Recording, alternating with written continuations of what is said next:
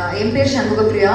நான் கோவை கிழக்கு மாவட்டம் தமிழக வெற்றி கழகத்தில் செயற்குழு உறுப்பினராக இருக்கேன். நண்பர்கள் அனைவருக்கும் இனிய மாலை வணக்கம். என்னோட பெயர் கௌதமன். நான் சிரமத்திலேருந்து வரேன்.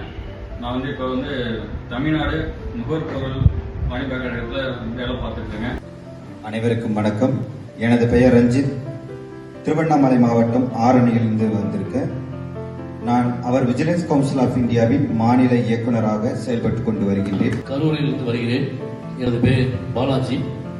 நான் திராவிட முன்னேற்ற கழகத்தின் இளைஞரணி அமைப்பாளராக கரூர் பகுதி கழக அமைப்பாளராக பதவியில் வகித்து வருகிறேன். அனைவருக்கும் இனிய மாலை வணக்கம். எனது பேர் அம்பேத் வளவன். நான் வழக்கறிஞராக இருக்கிறேன். விடுதலை சிறுத்தை கட்சியில ஆலங்குடி சட்டமன்ற தொகுதி திருவரங்குளம் ஒன்றிய செயலாளராக இருக்கிறேன். அனைவருக்கும் மகிழ்ச்சி கலந்த வணக்கம். என்னுடைய பெயர் எம் ஆண்டன் ரூஃபஸ். திருநெல்வேலி மாவட்டம் வண்டியூர்.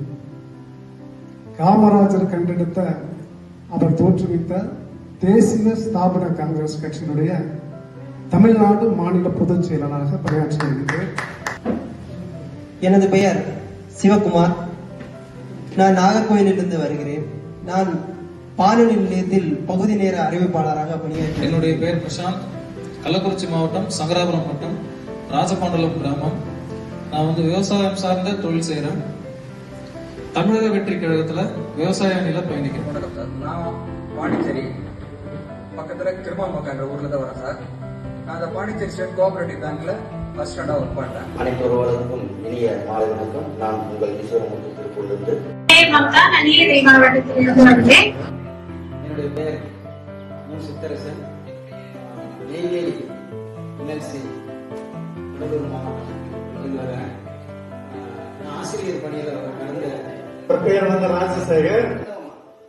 சதன் ரயில்வேயோட கமர்ஷியல் ஆபீசர். என் பெயர் ஜே சிவகுமார். நான் விழுப்புரம் மாவட்டத்திலிருந்து வருகிறேன். என்னுடைய பணி அனுபவம் ஆசிரியராக பணிபுரிகின்றேன். என்னோட பேர் உதயகுமார். நான் திருப்பத்தூர் மாவட்டத்திலிருந்து இந்த பேச்சுக்கலை பயிற்சிக்காக வந்திருக்கேங்க. கோவிஸ்வரி. நான் புதுக்கோட்டை மாவட்டம் ராணிபுரம் ஒன்றியத்திலிருந்து வரேன். நான் விடுதலை சிறுத்தை ஒன்றிய செயலாளராக இருக்கேன்.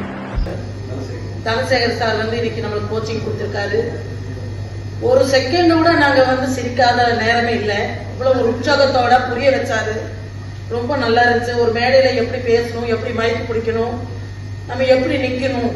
ஃபர்ஸ்ட் நிக்கிறதுக்கு கத்து கொடுத்தாரு, மைக்க பிடிக்க கத்து கொடுத்தாரு, உட்காருக்குமே கத்து கொடுத்தாரு. இப்படிதான் நம்ம உட்காரணும், அப்பதான் நம்மளோட இம்பேலன்ஸ் கரெக்டா இருக்குங்கிற மாதிரி சொல்லி கொடுத்தாரு. சோ சார் உங்களுக்கு ரொம்ப நன்றிங்க. அது ஒரு 3 நாள் பயிற்சியா இருந்தது. இன்னைக்கு இங்க நான் வரும்போது ஒரு நாள் அதுல இருந்து நம்ம இன்னும் கொஞ்சம் கிளாரிட்டி கிடைக்கும் அப்படின்னு நினைச்சு வந்தேன். ஆனா 3 நாள் பயிற்சி ஈக்குவலான்னு சொல்ல முடியாது, அதை விட அதிகம் ஒரே நிறைய கிளாரிட்டி கிடைச்சு சொல்லலாம்.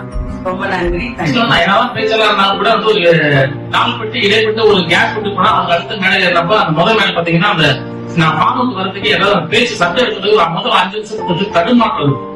அந்த தடுமாற்றம் ஏற்கனவே ஒரு பேச்சு பயிற்சிக்கு போனா அந்த கொஞ்சம் ஒரு தடுமாற்றம் கொஞ்சம் தடுக்கப்பட்டுச்சு.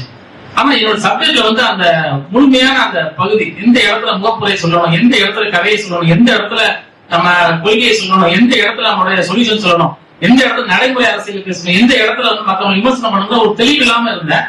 ஆனா அது பியூரா இப்படிதான் எடுக்கிற சப்ஜெக்ட், இப்படிதான் இந்த இடத்துல இந்த விஷயம் சொல்லணுங்கிற ஷார்ப்னஸ் எனக்கு வந்துருச்சு.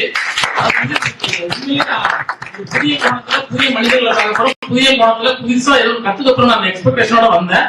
இன்னைக்கு நான் இதை ரீச் ஆகிட்டேன். இனிமேல் நாளைக்கு நான் போனேன்னா வெல் ப்ரிப்பரேஷனோட பிராக்டிஸோட நான் இன்னும் போறப்ப இன்னும் என் பேச்சு நெருங்கிடும் நான் நினைக்கிறேன், நம்புறேன்.